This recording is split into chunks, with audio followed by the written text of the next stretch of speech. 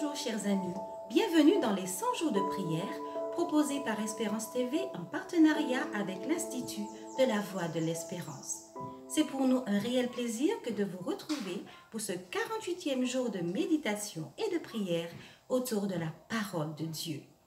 Nous vous rappelons notre thème central, du sein de notre urgent besoin, invoquons Jésus.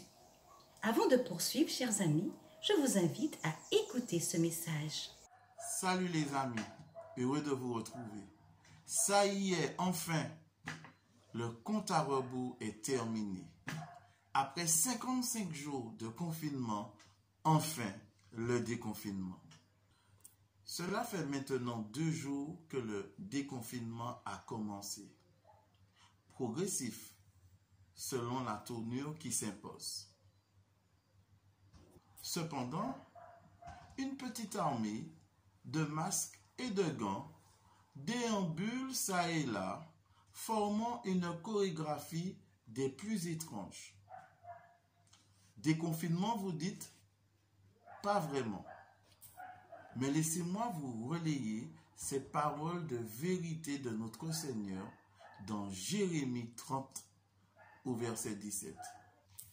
Mais je te guérirai, je penserai tes plaies, dit l'Éternel. Voilà, chers internautes, ce que notre Seigneur a pour nous aujourd'hui. Nous remercions Jocelyn de nous avoir rappelé que notre Père Céleste est le médecin par excellence qui guérit et panse les plaies. Aujourd'hui, notre sujet de méditation a pour titre « La présence de Jésus ». Le texte du jour se trouve dans Matthieu 28, le verset 20. Je vous invite à lire avec moi. « Et voici, je suis avec vous tous les jours jusqu'à la fin du monde. » Jésus nous fait la promesse, chers amis, d'être avec nous dans toutes les circonstances de nos vies, dans les bons comme dans les mauvais jours. Ayons cette assurance que nous ne sommes pas seuls, que Dieu est là et qu'il restera avec nous tous les jours jusqu'à son retour. Le Seigneur nous parle encore. Écoutons. Cependant, je vous dis la vérité. Il vous est avantageux que je m'en aille. Car si je ne m'en vais pas, le consolateur ne viendra pas vers vous. Mais si je m'en vais, je vous l'enverrai. Jean 16, le verset 7. Dans ce texte, Jésus voudrait nous tirer de notre angoisse, notre tristesse, ce qui nous rend mieux en sa présence. Et pour cela, il cherche à nous faire comprendre que son retour en gloire est la condition indispensable de l'envoi de son Saint-Esprit, qui sera pour nous la lumière et la vie. Voyons, chers amis, ce qui est dit dans la citation du jour.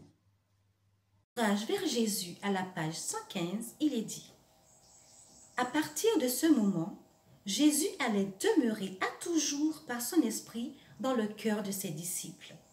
Aussi, leur union avec lui était plus intime qu'au jour où il était personnellement au milieu d'eux. La lumière, l'amour et la puissance de Jésus les transfiguraient et ceux qui les voyaient étaient dans l'étonnement et les reconnaissaient pour avoir été avec Jésus. » Au regard de cette réflexion, quelques questions me viennent. Avez-vous déjà souhaité être en vie pendant la période où Jésus était sur terre, de marcher et de parler avec lui? Le but puissant de l'Évangile est de vous offrir bien mieux. Jésus veut vivre en vous rendant semblable à lui par le ministère de transformation du Saint-Esprit. Avez-vous demandé à Jésus de vous baptiser du Saint-Esprit afin que sa présence soit ressentie et vue en vous? Jésus nous a invités à réclamer chaque jour le don de son Esprit.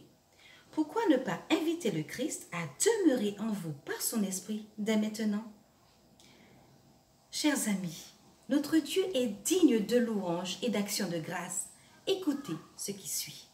Aujourd'hui, chers amis, nous voulons vous inviter à faire monter vers notre Dieu nos louanges et nos actions de grâce, car à cause de cette crise, tant et tant de personnes autour de nous sont ouvertes et réceptives à notre témoignage et à notre compréhension des Écritures. Louons Dieu pour cela. Il sauve plusieurs pour l'éternité pendant cette peste. Amis internautes, vous êtes abonnés à notre programme des 100 jours de prière et nous vous en remercions. Aujourd'hui, nos requêtes sont au nombre de 5. Premièrement, prions pour les personnes qui sont confrontées à l'oppression et à la possession démoniaque. Prions pour qu'elles soient libérées du pouvoir de Satan. Prions pour leurs familles, en particulier pour les enfants et les parents qui sont touchés. Prions pour les milliers de nouveaux groupes et églises implantés dans le monde entier afin qu'ils restent forts et dynamiques malgré la crise actuelle. Prions, chers amis, pour les pasteurs et les responsables d'église dans les pays où les soins de santé sont très insuffisants. Pour mettre fin à notre moment de prière, nous vous invitons à prier pour les stations de radio adventistes du monde entier afin qu'elles atteignent les personnes non touchées. Prions ensemble. Seigneur Dieu, nous voici inclinés devant toi. Entends nos voix, nos supplications. Merci pour ton soutien, ta présence durant cette pandémie du Covid-19.